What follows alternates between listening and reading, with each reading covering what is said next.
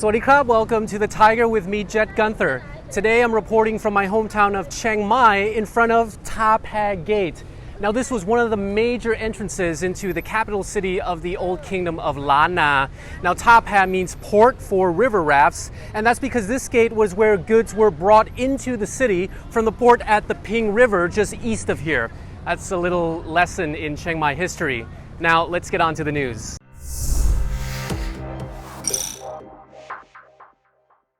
In our first story, Thailand recorded 170 new infections of COVID yesterday, most of them in Bangkok.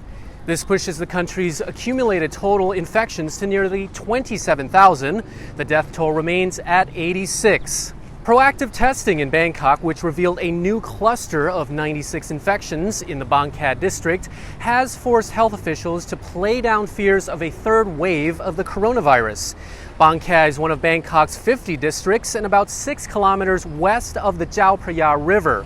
Between March the 7th and the 13th, the BMA tested over 4,000 people at various markets in Bangkok.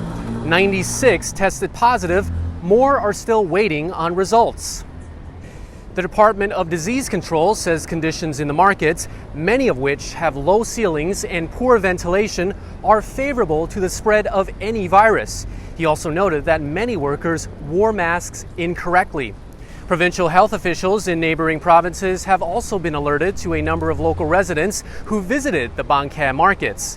It's understood one is from Samut Sakhon, 5 are from Suphanburi, 6 from Phetchaburi, and 3 from Nakhon Pathom.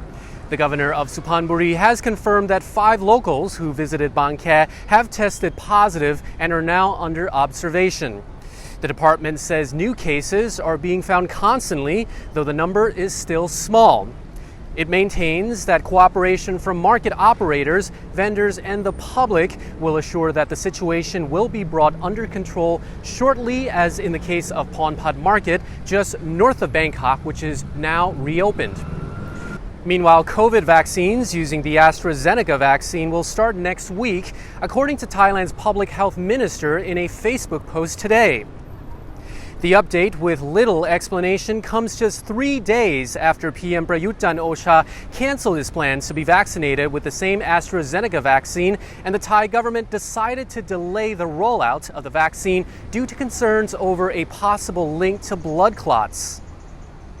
The owner of the luxury resort Sri Panwa in Phuket, which was the first to offer villa quarantine as an alternative quarantine to travelers, was critically injured in a car accident last night.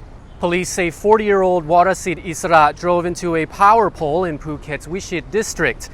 Officials suspect Vorasit lost control of the car while driving around a curve heading towards Phuket Town.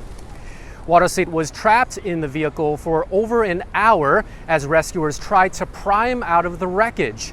Police are reviewing CCTV footage from the area and have not reported on any alcohol test results at this stage.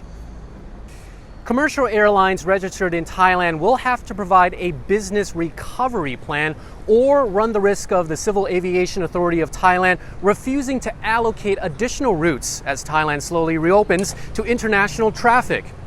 According to reports, 8 airlines have been contacted, including Thai Airways, Thai Smile, Nok Air, AirAsia X, VietJet Air, Thailand Air, Asia Atlantic Airlines, and City Airways.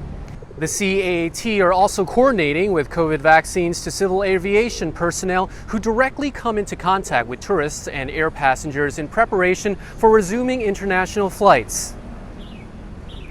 Thai PM Prayut Chan-o-cha maintains he was just playing around when he spread hand sanitizers at reporters at the end of a press conference last week. When asked questions about a possible reshuffle of the Thai cabinet, he picked up a bottle of alcohol spray and then gave the front row of the press a good spray while walking off. The questions persisted as the journalists were being sprayed by the PM. Prayut has since made an official apology and said that he was just playing. He said, "I'm sorry, I didn't mean to. I usually play with the media like this. I won't do it again." Now, at least 4 people were shot dead during protests in Myanmar yesterday as the Burmese Army security forces continue their violent crackdown against dissidents. The country's military seized control of the country's democratically elected government on February the 1st and has since been arresting and attacking protesters in pockets around the country. 2 of yesterday's victims were killed in the country's largest city, Yangon. A third died in the north when police fired into a crowd of demonstrators. A 4th victim, a woman, died after being shot in the head in Mandalay, the country's 2nd largest city. Injuries from live rounds and rubber bullets have also been reported in other parts of Yangon, while billows of black smoke could be seen after security forces reportedly set roadblocks on fire. On Saturday, the acting vice president of Myanmar's ousted government in hiding vowed to continue supporting a revolution to oust the military leaders. It was his first public comment since the coup. Now, according to Global News, the actual death toll in Myanmar is likely to be higher as police apparently seized some bodies and some of the victims suffered serious gunshot wounds. Many hospitals are now occupied by security forces and as a result are boycotted by medical personnel and shunned by protesters. The independent UN human rights expert from Myanmar, Tom Andrews, said last week that credible reports indicated that at least 70 people had died so far and cited growing evidence of crimes against humanity by the military. And now on to Tim for the weather reports. Thanks, Jet. And we'll start in the capital today, where we've got a moderate reading of 86. Looks like it's going to be getting a bit worse the next couple of days with increased cloud and increased air pollution. We've got temperatures of around 33 and 34. Just before we move to our next location, thanks to Henry PK, who sent in this video shot in a plane landing at Suvarnabhumi around about lunchtime today, certainly showing quite a high level of air pollution, certainly at lower altitudes around the city. Anyway, off to Phuket, we've got an air reading of 74, which reads as moderate today. Much the same over the next few days. Humid weather, some cloud, and top temperatures of 29 degrees. Heading to Nakhon Ratchasima, 157 is the air reading today. Unhealthy. We'll be getting a little bit better the next few days, but very hot up there, 38 and 37 over the next 2 days with quite heavy cloud. To Chiang Mai, where we know they've had a bad air pollution problem for the past couple of months. The reading today, 153. For the next couple of days, it will get a little bit better. We've got some bright sunshine tomorrow, 39, and then overcast, and 40 degrees on Wednesday. To the Central Gulf Coast and the Phetchaburi area, we've got air reading today around 83. For the next couple of days, much the same. Temperatures around 31 degrees, some bright sunny skies tomorrow.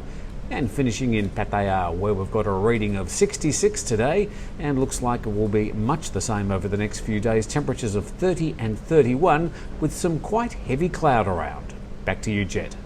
Thanks, Tim, as always, and you're now up to date on the Thaiger. See you in the next video. Swadee Krap.